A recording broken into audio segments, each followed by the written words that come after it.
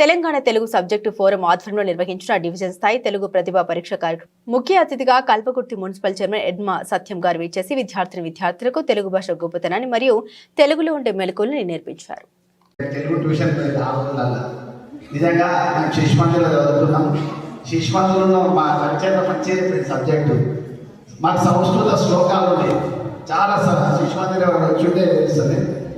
సంస్కృత శ్లోకాలు, పద్యాలు, అదేవిధంగా ముత్యారెడ్డి సార్ ఎట్లుండే ఎంత స్ట్రిక్ట్ అంటే సార్ ఒకటి అనుకోండి, బిడ్డ చదువుకోకపోతే జుట్టులా తెగోడుస్తాను లేదు, గుర్తుందని ఎవరికన్నా జుట్టులా తెగోడుస్తా పొగలేవాలని ముత్యారెడ్డి సార్ కొట్టేది అంటే కొట్టేది సార్.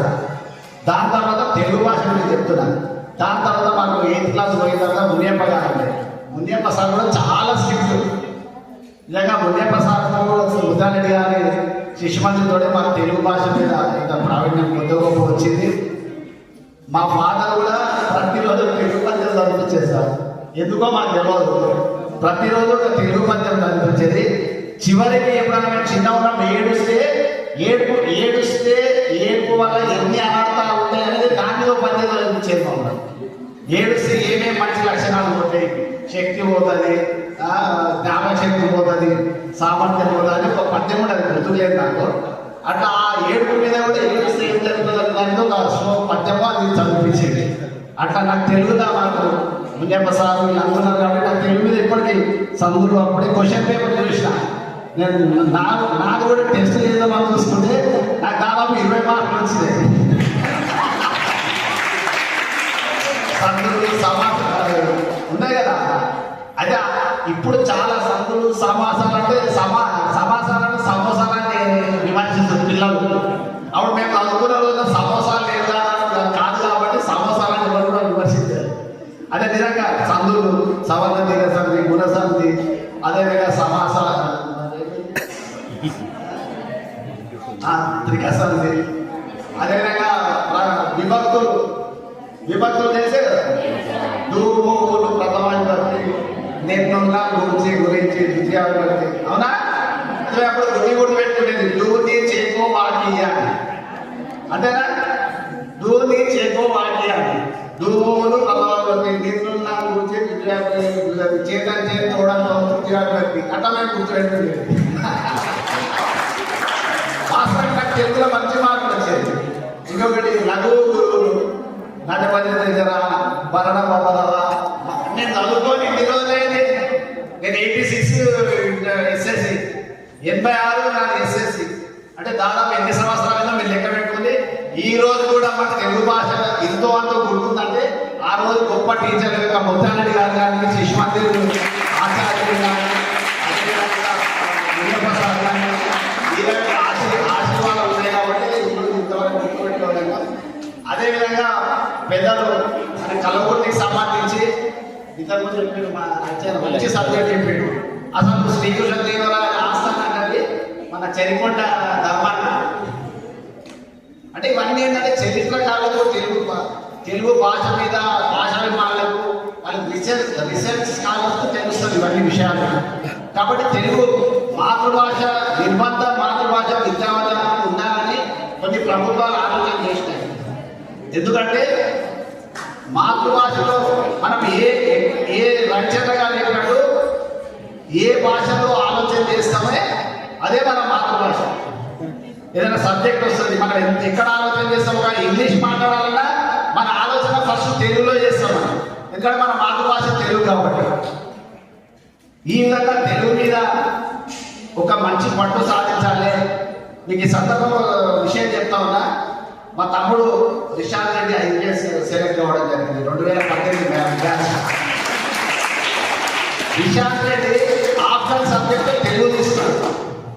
ఒక ఐపీఎస్ సెలెక్ట్ కావడానికి ఒక ఆప్షనల్ సబ్జెక్టు తెలుగు తీసుకొని సాధించింది. అంటే తెలుగు ద్వారా ఐపీఎస్ అయ్యేటువంటి అవకాశం తెలుగు సబ్జెక్ట్ ఎన్నుకొని ఒక ఇంగ్లీష్ మీడియం చదివిన విద్యార్థి తెలుగు సబ్జెక్ట్ ఎంచుకొని దాన్ని మెయిన్ సబ్జెక్ట్ ఎంచుకొని ఐపీఎస్ అయిందంటే చాలా శ్రమ చేసి హ్యాండ్ రైటింగ్ కూడా ప్రాక్టీస్ చేసి ఇంజనీరింగ్ ఐఐటీ అయిపోయిన తర్వాత hand writing Telugu hand writing Telugu వ్యాకరణం అంతా ప్రాక్టీస్ చేసి. కాబట్టి తెలుగు భాష మీద అయితే ఎవరికి పట్టు ఉంటుందో వాళ్ళు ఖచ్చితంగా అన్ని లాంగ్వేజ్ ఈజీ అయితే ఇప్పుడున్న పరిస్థితి ఏమైందంటే అటు తెలుగు సక్కగా వస్తలేదు ఇటు ఇంగ్లీష్ సక్కగా వస్తలేదు. పాపం టీచర్లు కూడా చాలా కష్టపడతారు ఇంగ్లీష్ విద్యా విధానంలో. కాబట్టి ఇవన్నిటిని చూసుకొని ఖచ్చితంగా మీరు తెలుగు మీద చాలా శ్రద్ధ పెట్టాలి. మా కృష్ణ గారు చెప్పినట్టు తెలుగుతో పాటు మిగతా సబ్జెక్ట్స్ కూడా వాటి మీద దృష్టి పెట్టుకొని మీరు జీవితంలో పైకి రావాలి.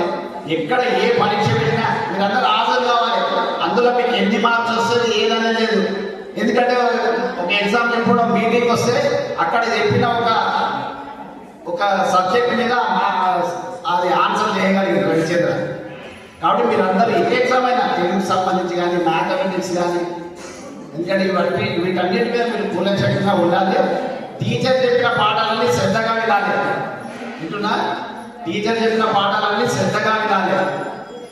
అదేవిధంగా రోజువారీ కార్యక్రమాల్లో తెలుగు ఖచ్చితంగా తెలుగుకు సంబంధించిన పేపర్స్ కానీ పుస్తకాలు కానీ ఇప్పుడు ఈ రోజుల్లో బాలమిత్ర చందమామ ఇవన్నీ లేకుండా పోయినాయి. నీతి కథలు లేవు. మేము శిష్మందిలో చాలా నీతి కథలు నేర్చుకున్నాం, శ్లోకాలు చదువుతున్నాం. ఈరోజు ఆ పరిస్థితి లేదు. కాబట్టి ఖచ్చితంగా తెలుగుకు సంబంధించిన మా ఉపాధ్యాయులు అందరూ కూడా ప్రత్యేకమైన శ్రద్ధ పెట్టి ఇంకా ముందు పెద్ద ఏ కార్యక్రమం తీసుకున్నా ఖచ్చితంగా మా తెలుగు ఉపాధ్యాయులు అందరితో ఉంటారని తెలియజేస్తూ ఒక చిన్న సూచన ఏంటంటే మన తెలంగాణ తెలుగు సబ్జెక్ట్ ఫోరం అని ఇంగ్లీష్లో రాసేసారు.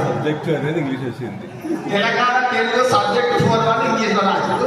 కాబట్టి మీరు ఆ సబ్జెక్టు ఫోరం రెండింటిని వెంటనే ఇమీడియట్గా తెలుగు భాషలో రాసేస్తారు అని తెలియజేస్తూ ఏమైనా తప్పులున్న ఉపాధ్యాయులు అందరూ క్షమించాలని కోరుకుంటూ నాకు ఈరోజు ఇంత మంచి అవకాశం ఇంత మంచి కార్యక్రమంలో భాగ్యం కల్పించిన అందరికీ మరొకసారి ధన్యవాదాలు.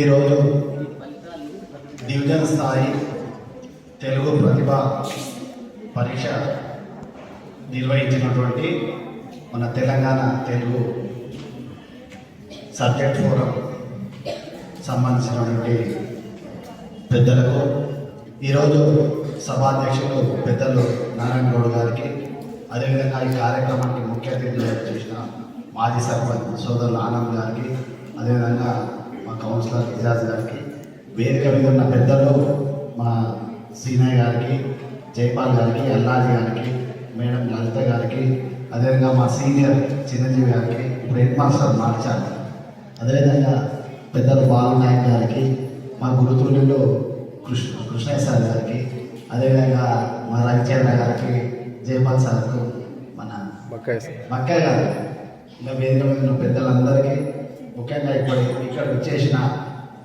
తెలుగు అధ్యాపకులు అందరూ వచ్చే టీచర్స్ అంటారు, తెలుగు అధ్యాపక బృందానికి, ముఖ్యంగా ఈరోజు తెలుగు ప్రతిభ తెలుగు సబ్జెక్టులో ఏ విధంగా ప్రతిభ ఉన్నదా లేదా అనే సందర్భంలో ఈరోజు ఒక ఉపాధ్యాయులు ఒక మంచి కార్యక్రమం నిర్వహించారు. ముఖ్యంగా ఈ కార్యక్రమానికి ఆ రోజు విధంగా యాదృచ్ఛికంగా పెద్దలు నారాయణ గారు, అదేవిధంగా సీనయ్య గారు, జైపాల్ సార్, మా బక్కయ్య సార్ అనుకోకుండా అక్కడ మసీద్ దగ్గర నిలబడ్డారు చెట్టు కింద, దీర్ఘంగా ఆలోచిస్తారు చెట్టు కింద నిలబడి. నేను అనుకోకుండా నారాయణ గౌడ్ సార్ కూడా ఒక పని ఉండేది, నేను రోడ్ అవతలకి పోయింటోని నారాయణ గౌడ్ సార్ చూసినాను. వాస్తవంగా రంగాపూర్కి సంబంధించిన ఒక విషయం తెలుసుకోవడానికి నేను 2 డేస్కి అనుకుంటున్నాను సార్ నన్ను కలవాలని. అది సార్ హైట్ ఉండగా అనిపించింది నాకు. నేను ఇట్లా అని యూటర్న్ తీసుకొని వచ్చింది సార్ దగ్గరికి. ఏం సార్ చెట్టు కింద చాలా దీర్ఘంగా ఆలోచన చేస్తున్నారు. అప్పుడు వాళ్ళు ఏం చేసిందంటే చెప్పింది ఇట్లా, మీ తండ్రి గారు కృష్ణారెడ్డి గారు కూడా తెలుగు భాషలు కానీ ఎక్కడ సాంస్కృతిక కార్యక్రమాలు కానీ కవి సమ్మేళనాలు కానీ జరిగినా ఖచ్చితంగా తోడ్పాటు అందిస్తుంటే వారి పేరు మీద ఏదైనా కార్యక్రమం చేద్దాం సార్ అంటే, సార్ మీరు ఏం చేయాలో చెప్పండి సార్, నాకు అంతగా నాకు దృష్టిలో లేదని అలా చెప్పడం జరిగింది. ఆ విధంగా ఈ కార్యక్రమం రూపొందించింది. వాస్తవంగా సార్ మా జయపాల్ సార్ కృతజ్ఞత కవిత వాస్తవంగా నేను చాలా చిన్నవాడిని నిమిత్త మాత్రమే. ఎందుకంటే పెద్దలు కృష్ణారెడ్డి గారు మా తండ్రి గారు, మీ అందరి అభిమాన నాయకుడు. ఆయన కేవలం 10th క్లాస్ వరకే చదువుతున్నాడు, కేవలం 10th క్లాస్ వరకే చదువుతున్నాడు. అంటే ఆయన చదువుకోవాలని ఉన్నప్పటికీ కూడా అప్పుడున్న పరిస్థితులు కూడా ఆయన చదువుకోలేకపోయాడు. ఆయనకున్న గొప్ప గొప్ప వాళ్ళ సాన్నిధ్యం, ముఖ్యంగా ఎక్కువ తెలుగు టీచర్స్ ఆయన సాన్నిధ్యంగా ఉన్నారు. కాబట్టి ఆయన చదువుకోనప్పటికీ కూడా తెలుగు సాహిత్యం మీద కవి సమ్మేళనం మీద ఆయన గొప్ప రుచి ఏర్పడింది. ఆయన ఎమర్జెన్సీలో జైలుకి పోయినప్పుడు కూడా గొప్ప వాళ్ళ సాహిత్యం ఉండి పుస్తక పట్టణం నాకు బాగా ఉంది. మా ఇంట్లో నేను చిన్నప్పుడు చూసిన కొన్ని వందల పుస్తకాలు ఉండేది. అంటే కేవలం 10th క్లాస్ చదువుకున్నప్పటికీ కూడా ఉన్న గొప్ప వాళ్ళ సాహిత్యం అక్కడ జైల్లో కానీ జైలు జీవితం ద్వారా రాజకీయంగా ఉన్నటువంటి టీచర్స్ అంటే చాలా గొప్పగా ఉన్నతంగా చూసేది మా తల్లి గారు. ఆ విధంగా ఆయన కింద అభిరుచి ఉన్నది కాబట్టి మేము వాళ్ళందరూ గుర్తు చేసినందుకు సార్ మా తల్లి గారిని గుర్తు చేసుకునే ఒక సందర్భం దొరుకుతుంది కాబట్టి ఖచ్చితంగా మీరు ఏది చేసినా నేను ఖచ్చితంగా మీకు ఇవ్వబడి ఉంటానని చెప్పడం జరిగింది. అదేవిధంగా తెలుగు భాష గురించి నిజంగా మా చిరంజీవి గారు చెప్పినట్టు ఇక్కడ విద్యార్థుల ప్రతిభ కనిపిస్తలేదు, తెలుగు టీచర్స్ ప్రతిభ కనిపిస్తుంది, ప్రతిభ టాలెంట్ చూపెట్టే ప్రోగ్రామ్ కనిపిస్తుంది. ముఖ్యంగా మేము కూడా మీ దగ్గరే 10th క్లాస్ వరకు తెలుగు మీడియం చదువుకున్నాం. మా పెద్దలు ముత్యాలరెడ్డి గారు మేము తెలుగు ట్యూషన్ పోయి ఆ రోజులల్లా నిజంగా మేము శిశుమందిలో చదువుకున్నాం. శిశుమందిలో మా కల్చర్లో మంచి సబ్జెక్టు మాకు సంస్కృత శ్లోకాలు ఉన్నాయి. చాలా శిశుమందిలో వచ్చుంటే తెలుస్తుంది. సంస్కృత శ్లోకాలు, పద్యాలు, అదేవిధంగా ముత్యాలరెడ్డి సార్ ఎట్లుండే ఎంత స్ట్రిక్ట్ అంటే సార్ ఒకటి అనుకోండి, బిడ్డ చదువుకోకపోతే జుట్లా తెగోడుస్తాను గుర్తుందని ఎవరికన్నా జుట్టులా తెగోడుస్తా పొగలేవాలని సార్ కొట్టేది అంటే కొట్టేది సార్. దాని తర్వాత తెలుగు భాష గురించి చెప్తున్నాను. దాని తర్వాత మాకు 8th క్లాస్ పోయిన తర్వాత మునియప్ప గారు మునియప్ప సార్ కూడా చాలా స్ట్రిక్ట్. నిజంగా మునియప్ప సార్ ముద్దారెడ్డి గారి శిశుమందితోనే మాకు తెలుగు భాష మీద ఇంత ప్రావీణ్యం కొద్ది గొప్ప వచ్చింది. మా ఫాదర్ కూడా ప్రతిరోజు తెలుగు పద్యం చదివించేస్తారు. ఎందుకో మాకు తెలియదు, ప్రతిరోజు ఒక తెలుగు పద్యం చదివించేది. చివరికి ఎప్పుడైనా మేము చిన్న ఉన్నాం ఏడుస్తే ఏడుపు వల్ల ఎన్ని అనర్థాలు ఉంటాయి అనేది దానిలో పద్యం చదివించేది. మమ్మల్ని ఏడుస్తే ఏమేమి మంచి లక్షణాలు ఉంటాయి, శక్తి పోతుంది, జ్ఞాపశక్తి పోతుంది, సామర్థ్యం పోతుంది అని ఒక పద్యం కూడా అది గుర్తులేదు నాకు. అట్లా ఆ ఏడుపు మీద కూడా ఏడుస్తే ఏం జరుగుతుంది దానికి ఒక పద్యమో అది చదివించేది. అట్లా నాకు తెలుగులో మాకు మునియప్ప సార్ వీళ్ళందరూ కాబట్టి నాకు తెలుగు మీద ఇప్పటికీ సందులు అప్పుడే క్వశ్చన్ పేపర్ చూసిన నేను నాకు కూడా టెస్ట్ చేద్దామని చూసుకుంటే నాకు దాదాపు 20 మార్కులు వచ్చినాయి. సందులు సమాసాలు ఉన్నాయి కదా, అదే ఇప్పుడు చాలా సందులు సమాసాలు అంటే సమాసాలను సమోసాలని విమర్శిస్తుంది పిల్లలు. అప్పుడు మేము చదువుకున్న రోజున సమోసాలు లేదు కాదు కాబట్టి సమోసాలని ఎవరు కూడా విమర్శించారు. అదే నిజంగా సందులు సవర్ణ దిగ సంధి, గుణ సంధి, అదేవిధంగా సమాసాలు